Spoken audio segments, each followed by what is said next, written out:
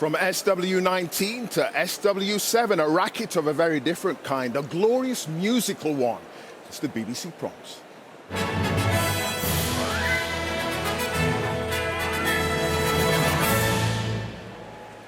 Good evening and a very warm welcome to the first night of the Proms 2023. We're back live from the Royal Albert Hall, and in front of us, 8 weeks of the very best music from around the world. Right now, the BBC Symphony Orchestra, Symphony Chorus and BBC singers are gathered on stage. The house is packed to the rafters with prommers down in the arena and up here in the gallery too. Tonight's conductor, Dalia Stasevska, is moments away from taking the stage. I'm perched up here in the gallery as well and joined by two very special guests who will be enjoying the show with me. Comedian and broadcaster Sandy Toksvig and organist and associate artist here at the Royal Albert Hall, Anna Lapwood. I'm excited. I don't care who knows it. No, I mean, I'm beside myself. I feel, as we've got some Scandinavian music coming up, Clive, I should say in Danish. Velkommen til en spændende nat af nordisk musik her fra verdenberømt BBC Proms. I understood that. Yeah. Just about. Anna, you excited? Just about. Oh my gosh. I mean, this hall is iconic at the best of times, but there's something about the Proms energy, isn't there? When you have the prommers there and up in the gallery too, it is filled to the rafters, as you say, and you can feel the excitement. It's like it's rising up from the floor, isn't it? You can really feel it. You're there's absolutely an energy. right. Well, we're kicking off the prom season with a bang tonight. Coming up, Grieg's sensational Piano Concerto with superstar Paul Lewis, Britain's Young Person's Guide to the Orchestra, two stirring anthems by Sibelius, and the world premiere from Ukrainian composer Bohdana Frolyak. Oh, the prommers well and truly up for it tonight.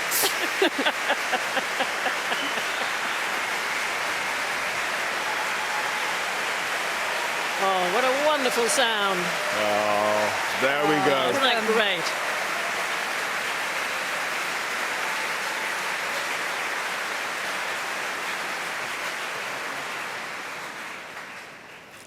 And it's Sibelius that's up first.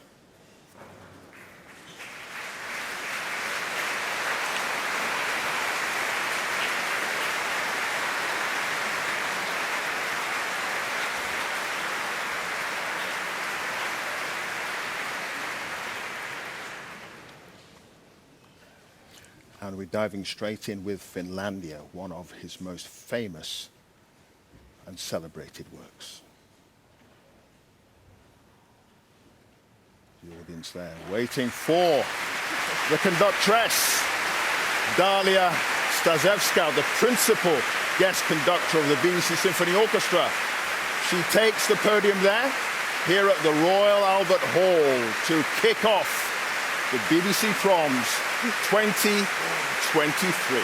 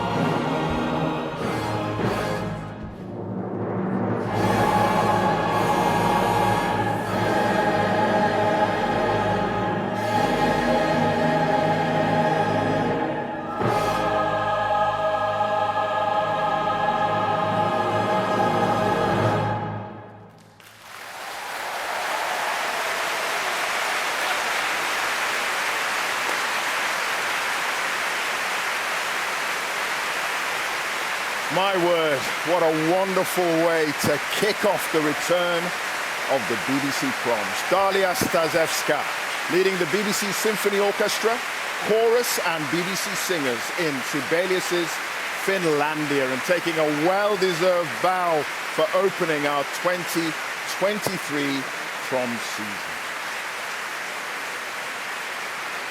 Wonderful. Finlandia, composed in 1899 and has since become synonymous with Finnish national identity and pride. It was actually premiered as part of a covert concert held as Finland was striving for its independence from the Russian Empire. Next up, national identity is again to the fore. As always, at the first night of the Proms, we have a world premiere for you. In store, celebrated Ukrainian composer Bohdana Frolyak's new composition, Let There Be Light, takes us, as the name suggests, on a journey out of darkness.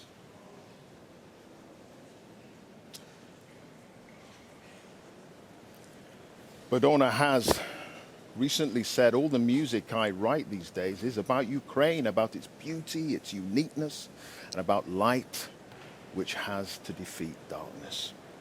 While Finlandia's premiere was cloaked in secrecy, how special then that tonight we, the Proms audience here in the hall and indeed around the world, get to enjoy this world premiere. As we wait for Dalia to come back to the podium, I'm going to bring in my guests, actually. What a way to start the day, eh? I feel like my heart is pounding. I Yeah. feel as if we didn't listen to Sibelius, it was injected inside us. Did you know what I mean? I think we were both turning to each other going, I love her, I love her. I love her. And here's She's Dalia, just amazing. indeed, absolutely brilliant. Here's Dalia again. She's coming onto the stage for this new work by Bohdana Frolyak.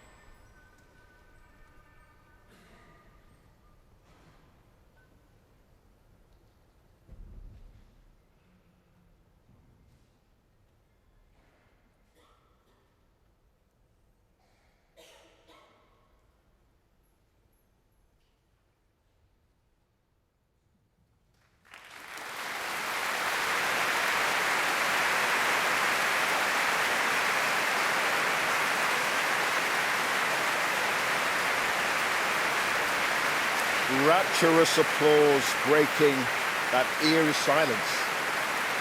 Those peaceful notes at the end of Bohdana Frolyak's Prom's premiere, Let There Be Light. A call, an incantation perhaps for hope and optimism in the face of grave hardship. The audience there, some on their feet. And that, of course, is the composer herself, acknowledging the audience here, stunned, I would say, by that performance. An emotional evening for her, of course. Astonishing, absolutely astonishing. I mean, I feel so moved to tears by it. It's extraordinary, and this is where music transcends words.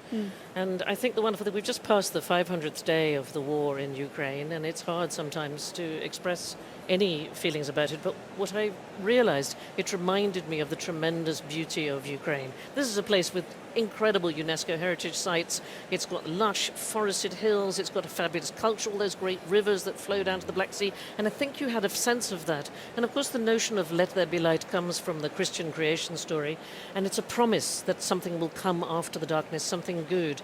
At the end, did you not feel it was almost like seeing, like when you see a dandelion in the middle of rubble that's growing, that's a promise, and that's whispering in the wind?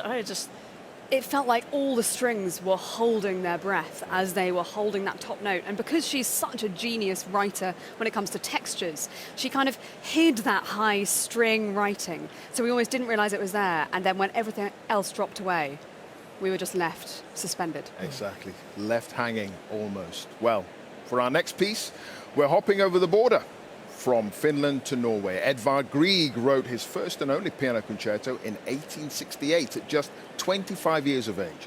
And in the 150 years since its creation, this youthful piece has become one of the titans of the piano repertoire, demanding virtuosity and sensitivity from pianist and orchestra alike. Thankfully, tonight's soloist, British star Paul Lewis, is well up to the challenge. Anna, you are known as an organ performer, of course, but you're not bad on the old Joanna either. I used to be. What are very the good review. challenges? Exactly. What are the challenges of this piece? It has to be the psychological challenge of this opening. I mean, you come out on stage, you sit down, there's a timpani roll, and then off you go. You just have to keep going.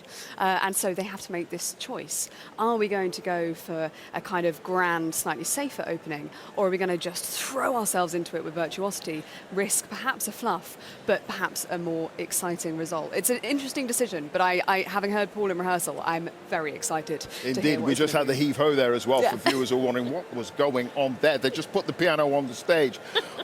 It has to be said, though, there is one performance of this that lives in the memory for a lot of people.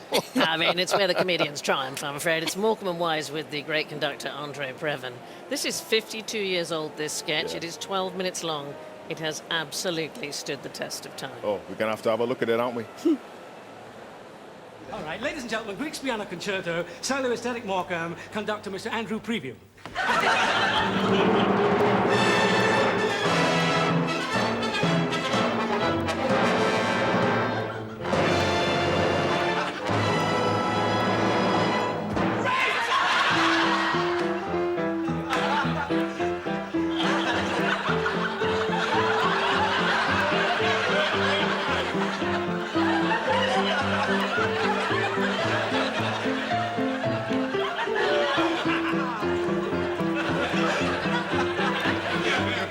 You're playing all the wrong notes.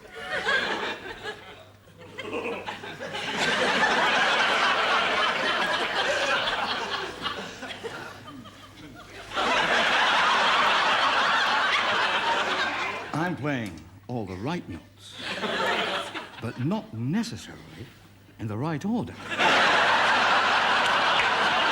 I'll give you that. I'll give you that, sunshine. I'll give you that, sunshine. But, I mean, you're Morecambe and Wise up to no good there, but Andre Previn, he's got a gift for comedy, hasn't he? Yeah, but if he wasn't good at timing, darling, he wouldn't be a good conductor. I'm just going to say that it would be a natural thing. But don't you think it's so important that we all get to see how fun classical music can be? Because ultimately, that's why we're here. We're here because we find it fun and we really enjoy it. It also, just sums it up. That sketch, it makes you feel clever even if you're not, because there's a wonderful moment in it when Eric Morecambe says, second movement's very important to me, don't go too heavy on the banjos. And you just, even if you're not trained as a musician, you think, oh, that's funny, I get that, that's very good. Oh dear, but that opening is so powerful, everybody knows it, and yet it's quite unusual, that kind of thing for Grieg. It's funny, I mean, I think when we think about Grieg, we often think, oh, he excelled at the miniature, he excelled at this really intimate writing. But what he's done here is he's found a way to put that into a piano concerto, inserting miniatures, inserting slow movements where we don't expect them. Yes, indeed, and it has to be said as well that they're tuning up. Oh, okay. I don't know where we were going. They've got to get that, they've got to get that right. In a very typical way of the Scandinavians, he composed it in a small wooden hut overlooking. And you've been there? Like, I've been there. It's in Bergen and Trollhättan, and it's very simple. The thing I loved about him, you talked about working in miniature. He was very small, and I appreciate this. And in order to reach the piano properly, he sat on a full copy of the scores of Beethoven's symphonies, which I like. To prop him up a little bit. To prop him up a I tiny used to little do the same thing when I was playing the piano, not Beethoven symphonies. And Sandy, it has to be said also that actually this piece came through an encounter Grieg had with Schumann's earlier piano concerto. Yes, so when he was 14, 15 years old, he actually heard Clara Schumann play her husband's piano concerto, and he was very much influenced by this. Can I just say, from a Danish point of view, very pleased to say he wrote this in Denmark, in a place called Solrød, just north of Denmark, just north of Copenhagen. So I do feel that we had some small part to play with this piece. I think it's important to point that out. But in the same way with the Finlandia, that we could feel the landscape, you absolutely can feel the landscape. There's a great quote from him, actually. He said, I'm sure my music has a taste of codfish. And here he comes, Paul Lewis, to the stage for this performance. He's extraordinary. Yeah, really good. The audience very excited for this.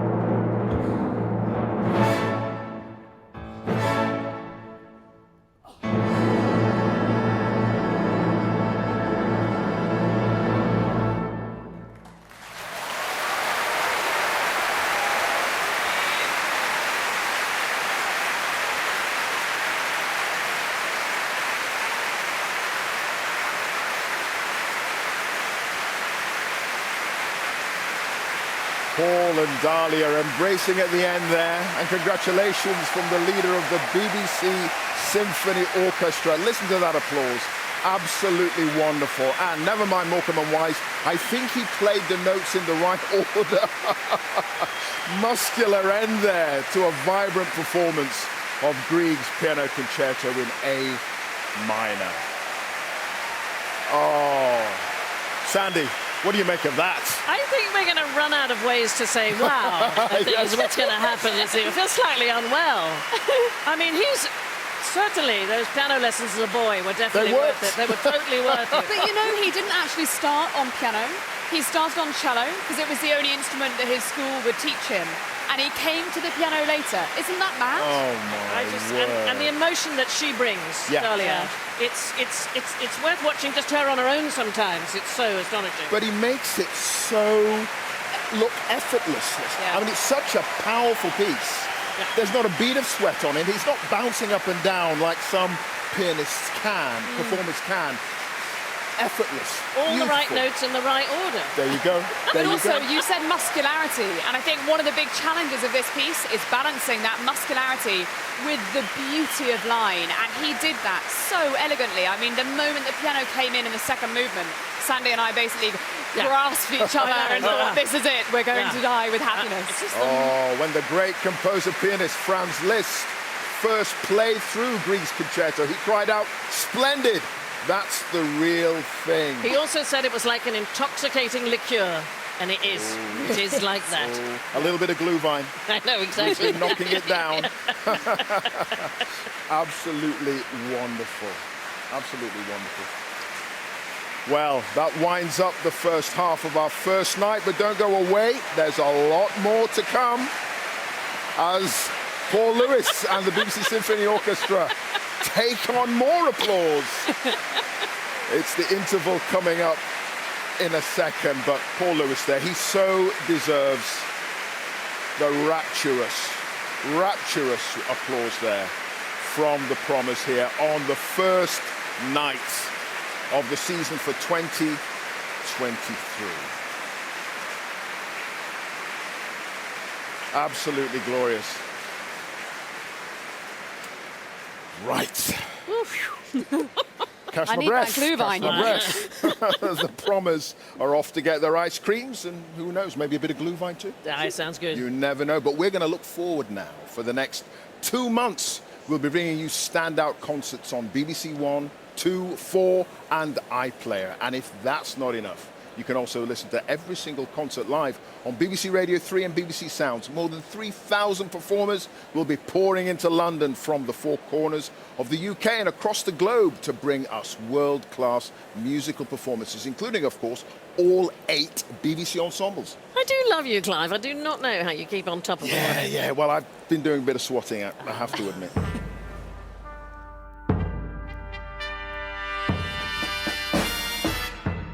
Your name? Clive Myrie. Your occupation? Being Clive Myrie. And your specialist subject? BBC Prom season 2023. Ah, yes, the best classical music festival in the world, enjoyed by millions for over 125 years. In 2 minutes, let's go. In total, how many concerts are there in the 2023 season? 84. Yes, and how many pieces of music will be performed? 451. Yes, plus encores. Which British conducting legend will make his final Proms appearance as musical director of the London Symphony Orchestra this year? Sir Simon Rattle. Yes, which famous singer known as the Nightingale of India and Queen of Melody will be celebrated in the Bollywood Prom? Lata Mangeshkar. Yes, the late and great. This year, the Proms is celebrating the 150th anniversary of Sergei Rachmaninoff, a pianist and composer known for the size of his watch. Hands? Oh, I'll accept that. I've got fingers here. Which underground club music phenomenon of the 1970s is being celebrated for the very first time at the BBC Proms this year? Northern Soul. Yes, but you'll be a little bit too young to remember any of that. Which superstar pianist who provoked a 4-minute standing ovation last year is back to dazzle us again in 2023? Yuja Wang. Yes, which is your favourite Beethoven symphony from the coming season? The 5th? Nah, mate, it's the 9th. Which Motown legend will the conductor Jules Buckley and his orchestra pay tribute to this year, with songs including Higher Ground, Living for the City and Superstition? Stevie Wonder. Yes, which 2 members of the celebrated Canny Mason family are performing solo at this year's Prom? Sheku and Isata. Yes, which performer are you most looking forward to interviewing this season? Oh, that's easy. Jazz icon Dee Bridgewater. Yeah, me too. Which Prom will feature the epic soundtracks to The Lord of the Rings, Harry Potter, Game of Thrones, and many more? The Fantasy Myths and Legends Prom. Yes, what is the item presenters mustn't forget to bring when they go... I've started, so I'll finish. Every day when they come to the Royal Albert Hall. Pass. Yes, well done, Clive. You have no passes, so at the end of that round, you've got 12 points. Here's mine. How's your general knowledge? Give that man a glass bowl. That was very good. That's what Alex. I think. That's what I think. I mean, frankly, truly one of the strongest candidates we've ever had on Mastermind.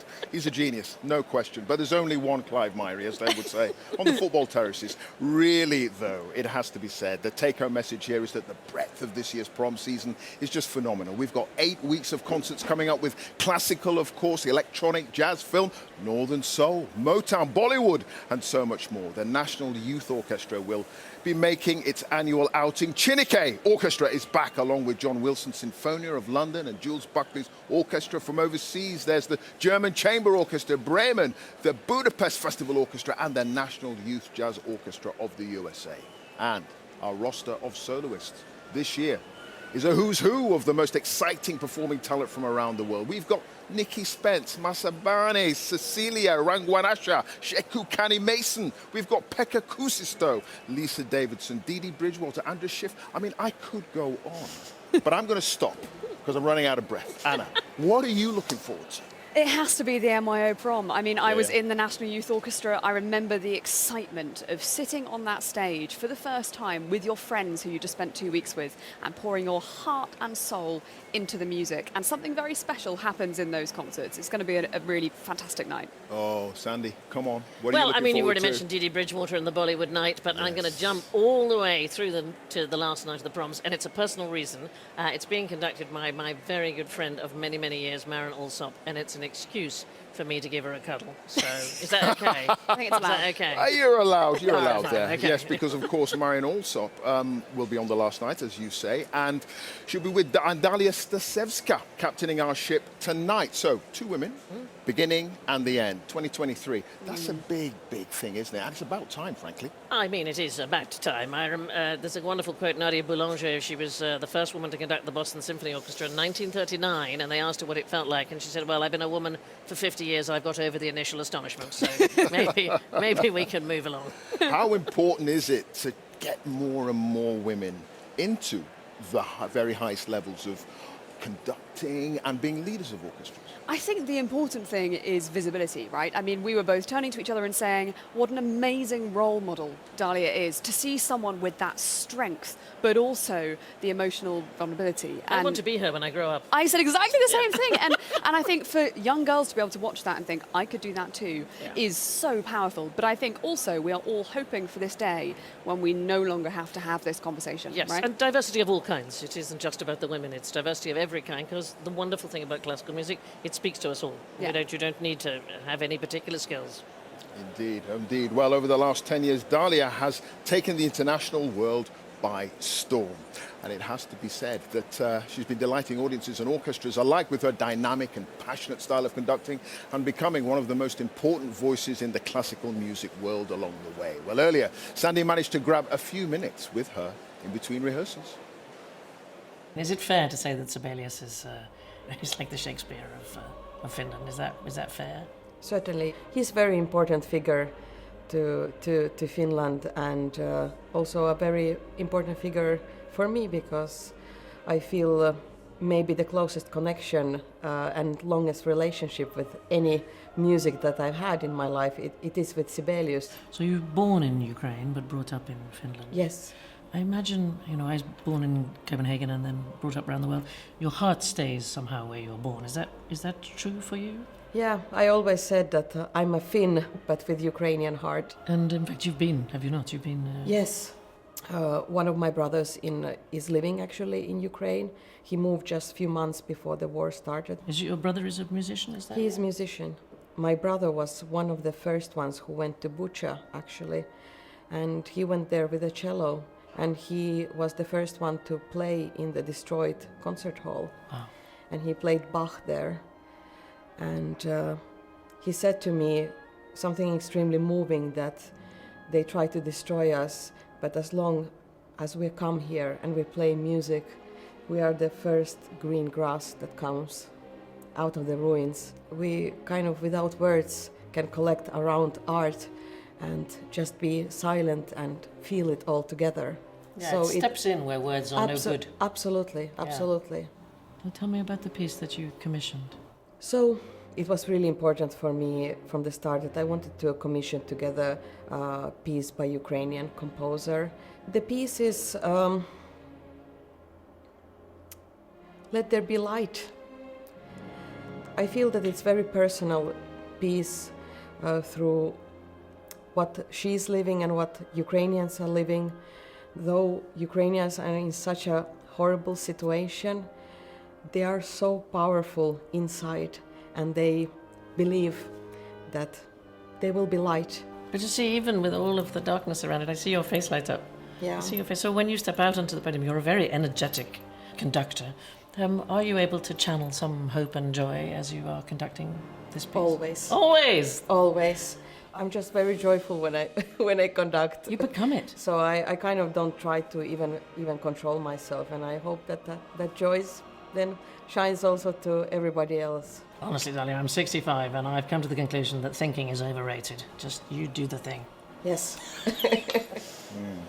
Such a powerful interview, and this program is so personal to Dalia, isn't it? It is personal. I mean, you look at her, she's quite a slight woman. She has driven trucks with relief supplies to Ukraine. She's committed. She was in tears when we were talking. So there's this combination. There's the Finnish music talking about her, where she lives now, her homeland, and then there is this tremendous commitment to Ukraine. she's a remarkable human being. I wish I could put across also what fun she is. She's really a great person. And when she conducts, you see her experiences coming out in every gesture, every facial expression. It's all so believable because you know that she has lived it. Yeah, we went from tears to laughter in sort of 30 seconds. Yeah. You know, she's just, the emotions are right there all the time. Indeed, that blend of Scandinavian music right through the program, it goes to the heart of who Dalia is. And I just wonder, Anna, if you were curating and could choose music that goes to the heart of you, what would that be? You know, I think I was asked this for my university interview. I think, okay, I would start. Did you get in? Yeah, just Okay.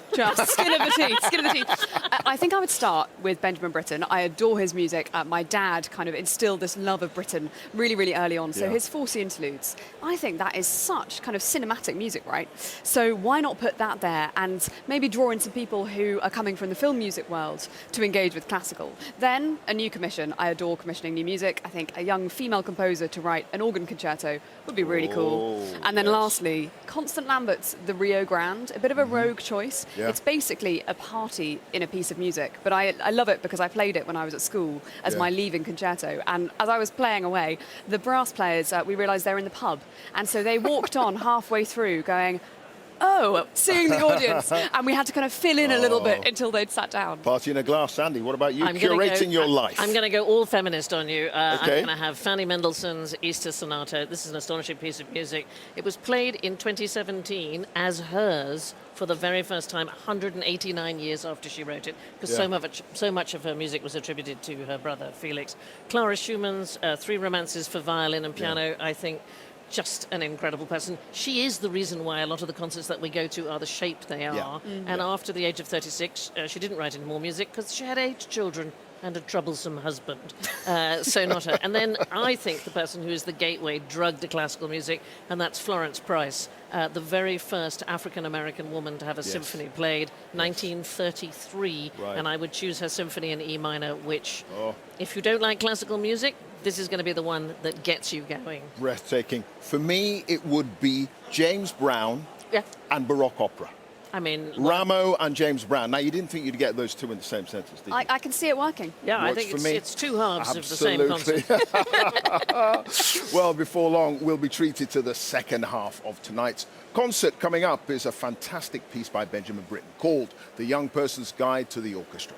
Written in 1945, the piece was originally composed for a documentary presented by former Proms chief conductor Malcolm Sargent. He was hoping to engage the nation's youth in classical music by explaining the different instruments of the orchestra, and the result is definitely of its time. In fact, I think we've got a clip.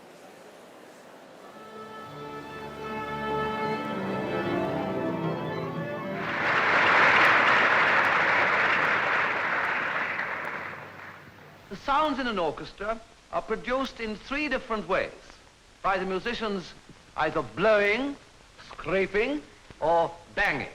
Well, first of all, let's hear them all together.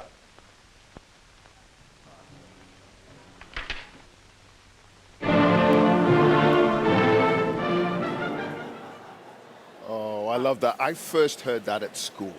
And that's what helped get me into classical music. And what Britten is doing there is so ingenious, isn't it, Anna? Yeah, and this idea of taking classical music and not dumbing it down at all, because young people don't like things being dumbed down, right? Just giving it to them and saying, this is good music. He gives us this theme by Purcell, and at first we hear it with the full orchestra. He starts to break it down into the families and then goes off into this ingenious set of variations, all on this theme, very sort of loosely, taking a tiny fragment. And sometimes we hear the stereotype of an instrument. So my favourite one is the tuba, how it comes in half a bar after the trombones, as if it's still trying to catch up. But in other cases, we hear him kind of rallying with the instrumentalist. So for the harpist, he writes something that isn't just glissandi.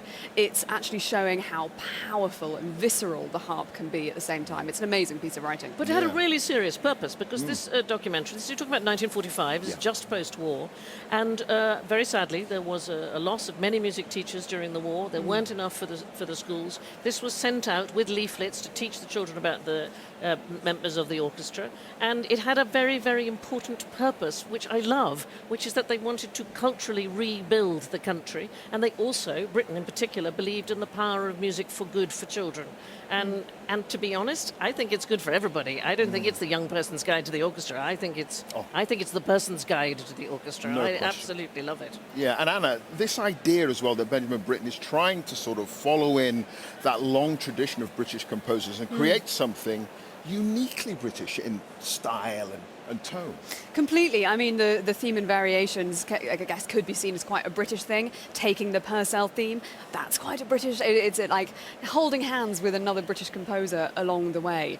But it's just this idea of wanting to enrich the musical life of the nation in which you live, and I think that's something that we all can relate to.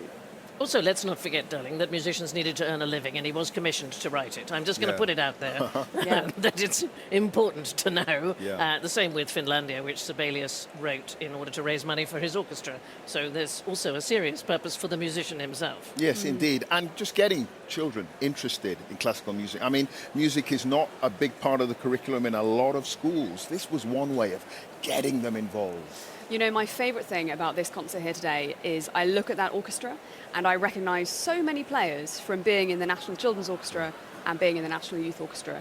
And you see it playing out in real time. Music education leading to a professional concert of this standard. And it's a little reminder that it's something we all have to keep fighting for the whole time. We can't take it for granted. No, indeed. Well, in the Young Person's Guide, we get to hear and see the orchestra being put together right in front of our eyes. And of course, we're going to be seeing an awful lot of orchestras in the next few months. So before we hear Britain's music, we thought we'd take a moment to guide you through this much loved but sometimes difficult to understand ensemble, where it came from and why it sounds the way it does. And who better to do that than our resident fluffy-haired music maestro Tom Service, who snuck into LSO St. Luke's after hours to have a poke around.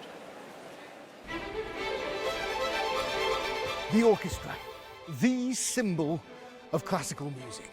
We all know what it looks like and what it sounds like. But have you ever wondered why? Why is there always an army of violins, but not of flutes or oboes or tubas? In fact, why are there violins at all and no guitars or saxophones or singing Tesla coils? Let me tell you a story.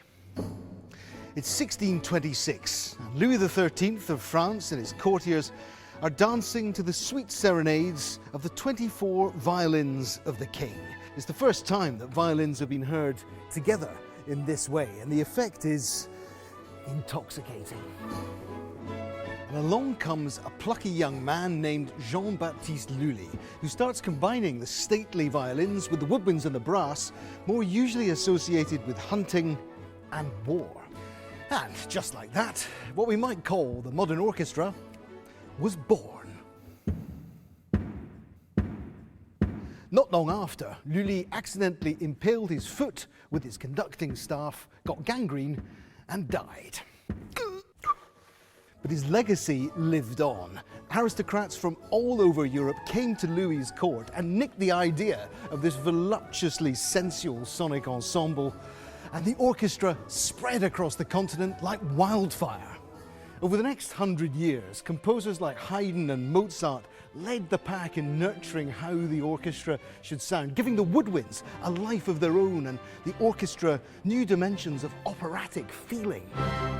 But before long, a revolutionary comes along to shake things up again.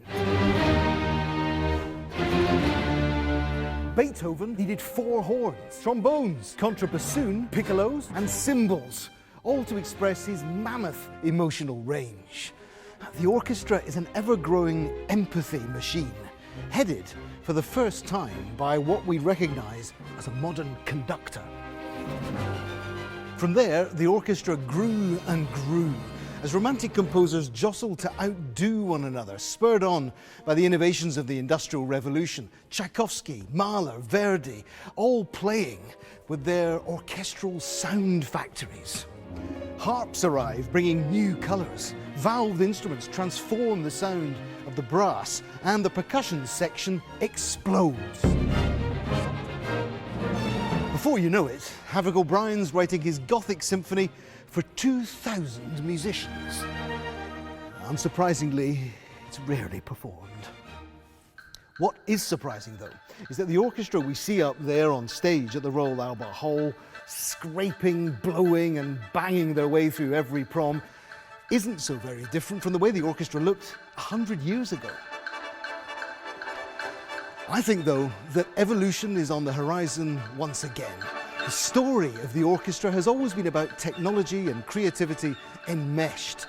Cutting-edge tech keeps appearing in classical performances, from turntables to electronics to assistive instruments. The orchestra's come a long way since Jean-Baptiste Lully.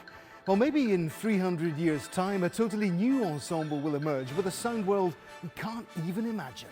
Only time will tell, so stay tuned. What form will the orchestra take in a few hundred years? Tom Service there, taking us on a musical journey through the centuries, and he'll be back throughout this year's Prom series, helping us to peel back the layers of whatever musical onion takes his fancy. Well, Britain's Young Person's Guide to the Orchestra will be rounding off our concert, but first, one more piece of Sibelius to kick off the second half. Snöfrid was written in 1900, just months after Sibelius had composed Finlandia, which we heard earlier this evening. It was a particularly productive period in the composer's life, when he was dashing off short pieces like this one, as well as large-scale works like the Second Symphony, which shared its premiere with Snöfrid. In fact, Sibelius said of this work, "I wrote Snöfrid more or less at one sitting after I came home from 3 days of lively celebrations." He was on the eggnog, that's what he meant. I mean, I think he'd had a few, and if I'm honest with you, when you look at the story, you can sort of tell, you know, it's... Yeah, it's the sort of dream you might have when you're not feeling When you're smashed. When you're smashed. That's what I'm trying. Too much Glühwein. Too much Glühwein, yeah. Too many schnapps, I think. I mean, it is basically a metaphor, the whole thing, for Finnish independence. But he turned to the old Scandinavian stories, and they don't always make full sense. There's a supernatural being called Snöfrid, just to say it. Snöfrid. And she arrives with our hero, Gunnar, and she says to him, "Come with me, but if you choose me, you choose the tempest." And he thinks, "Don't mind if I do." So he goes off, and at first, lovely, bride of his dreams, moonlit waves and so on, and then the storms come. And he is tempted on all sides with fame and fortune and glory and the flesh and everything. But in the end, he chooses Snöfrid. He chooses the tempest, but basically he chooses to not go for his own personal good, but for that of the nation. And that's the basic story of it, but it goes through some windy places. Some windy roads. Written just after Finlandia, Anna. Are there any echoes in it of Finlandia? There are definite moments. I mean, there's these swelling string textures all the way through, and I guess this sense of sort of nationalistic pride, although even in this, it's a complicated thing because, I mean, there are moments when you think, this is Wagner. We're hearing echoes of Wagner in here, and there are all sorts of little references. That's because there's hordes of nocturnal spectres, darling. That's what that is. That could be it. It's such a thrilling piece, isn't it? It is, and I think the other really interesting thing about it is how the choir takes on a very different role here. The choir and the orchestra are really kind of well balanced. They're both just as important as each other. So the orchestra is often sort of narrating what's going on. At the very beginning, we hear this material that sounds so much like Wagner's Flying Dutchman. It's unbelievable. And you can see the swirling sea and the stormy winds overhead. It's a very dramatic piece, as you say, a little bit silly. A little bit, and also we have a great narrator tonight. I mean, she is a very old friend of mine, yes. Leslie Manville, who I adore, and she was making me laugh. We were standing in the corridor, and somebody came up and said, "I heard every word you said in the rehearsal." She said, "That is my job."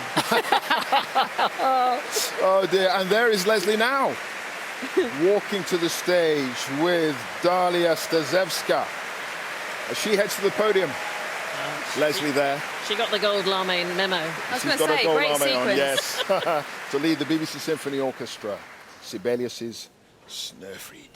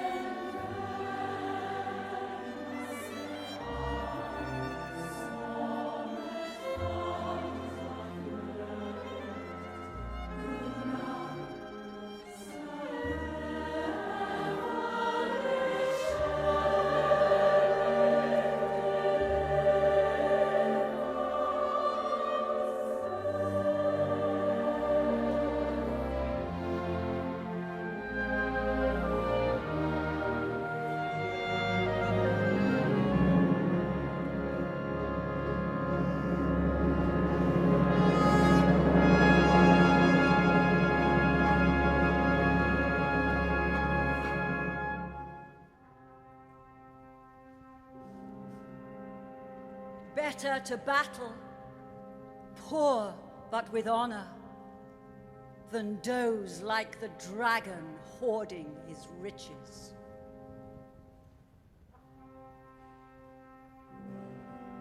Better death in a ditch in the service of virtue than fanfares obtained in pursuit of a name.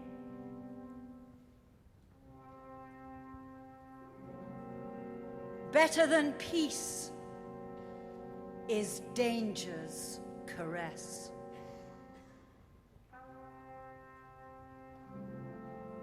Choose me, you choose the tempest.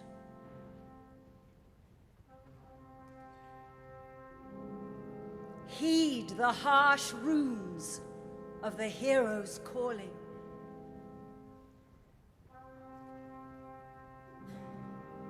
Draw your sword against the ogre. Bleed bravely for the orphan.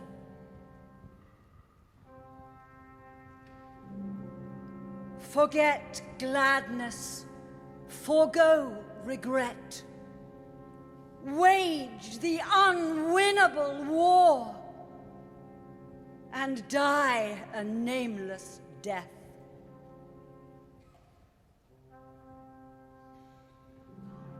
That's the true end of the hero's quest. Don't ache for the islands of the blessed.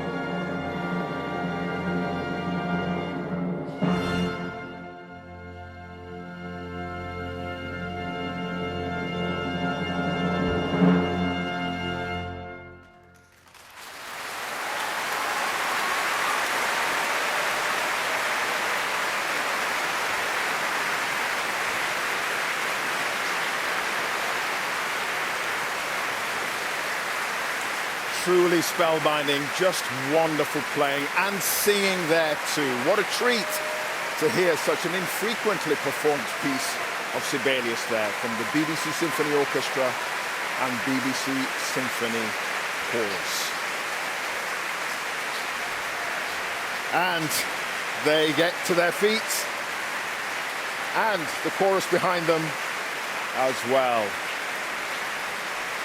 Leslie Manville applauding there, and Neil Ferris, the chorus master, at the back.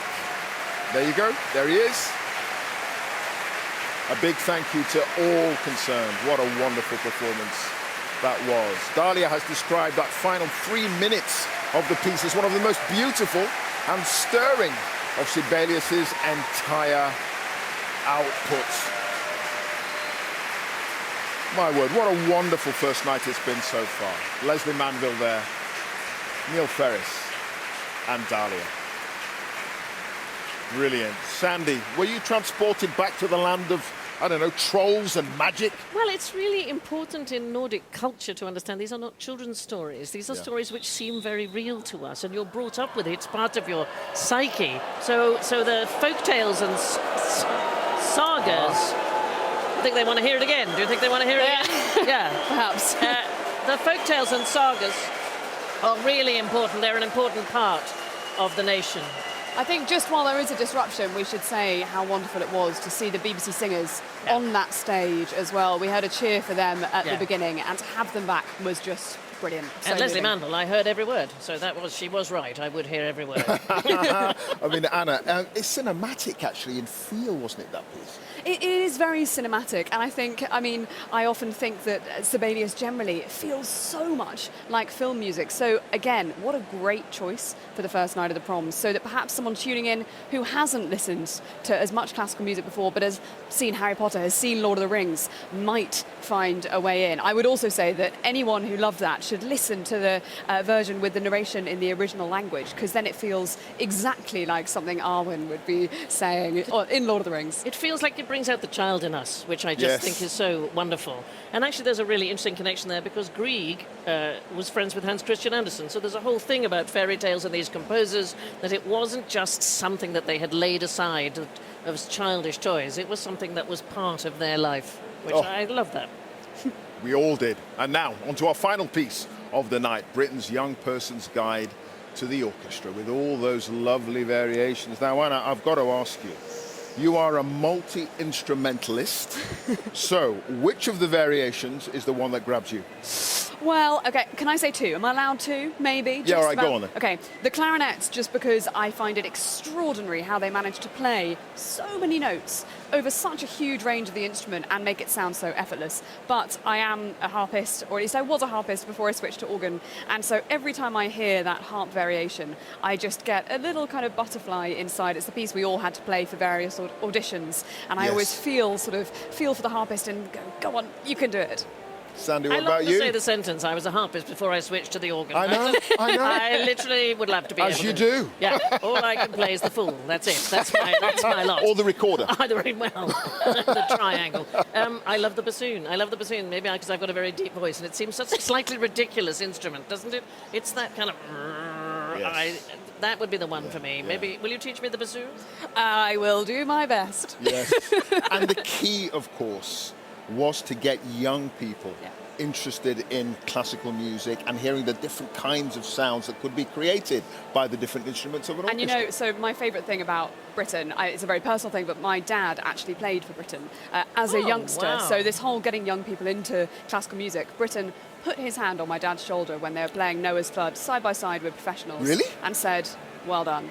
And he will always beat me. That wins over any story. I'm just going to touch you right there. Yeah, exactly. I'll just pick that little name that you dropped there. Just pick it up. It's quite heavy, I have to say. On behalf of my dad. But let's also hear it for the adults who are learning and who are coming to classical music maybe late in life. It's so important, though, isn't it? It matters. It really matters to me. And maybe it's time, darling, that we did a new version. I don't know what we would call it. The old person's guide. The old person's guide. The old fogey's guide. No, I think we should have a There's No Rules, Come and Enjoy guide to the orchestra. That would be a wonderful thing. Okay, well, barely a breather for Dalia Stasevska. She's right back into the thick of it. fabulous. On tonight, the first night of the Proms, and the audience there showing their appreciation. Benjamin Britten's Young Person's Guide to the Orchestra.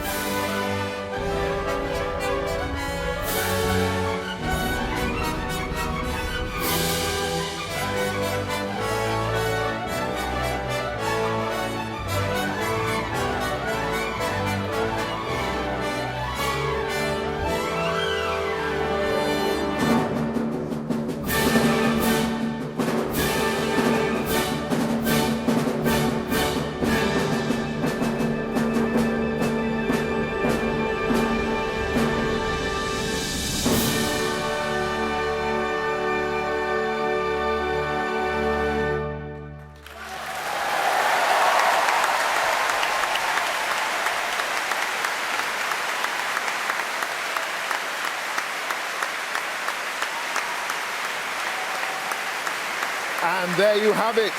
Conductor Dalia Stasevska brings the first night of the Proms 2023 to a triumphant close with that joyous piece by Benjamin Britten. Quick reaction, Sandy. Tonight is Dalia's night. She was supreme. Anna? Every person on that stage wasn't just playing music, they were living it, they were breathing it, it's who they are.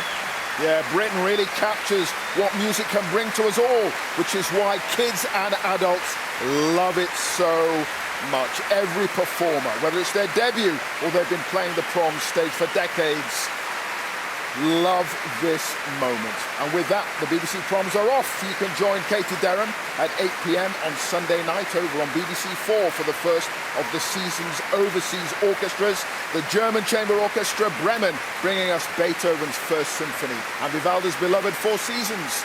Until then, from everyone here at the Royal Albert Hall on the first night of the Proms 2023, have a very, very good night.